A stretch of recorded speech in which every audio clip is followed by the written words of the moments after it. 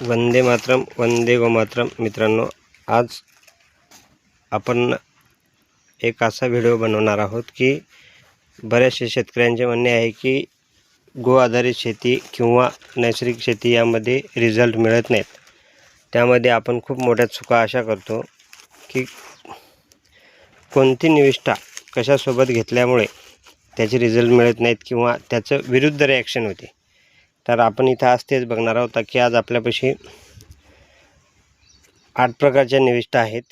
या निविष्ठामध्ये यामध्ये अशा काही निविष्ठा आहेत की ज्या एकूण एकासोबत जर आल्या तर उलट रिॲक्शन होते. म्हणजे त्यांचं पूर्ण जसं दुधामध्ये दही पडलं किंवा लिंबू थोडंसं एक थेंबर आपण त्यामध्ये लिंबू जर टाकलं तर ते पूर्ण नासते.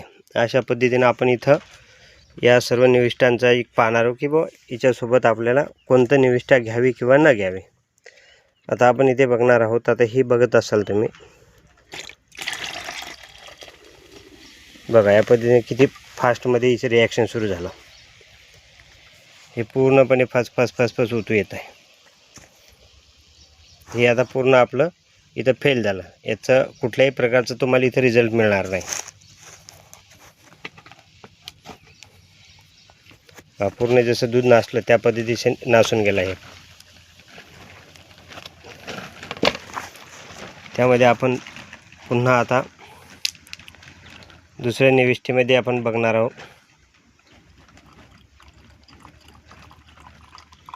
बघा आता किती फास्टमध्ये रिॲक्शन इथे चालू होते.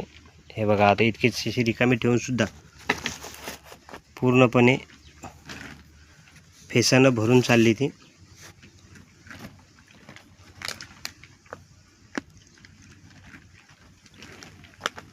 बघा किती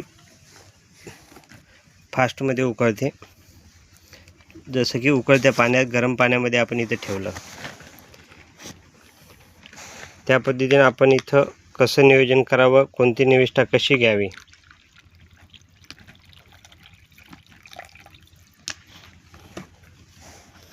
हे बघा यामध्ये तुम्ही बघत असाल की टाकल्या पूर्ण गोजी जसं दूध नासतं त्या पद्धतीने इथे नासलं.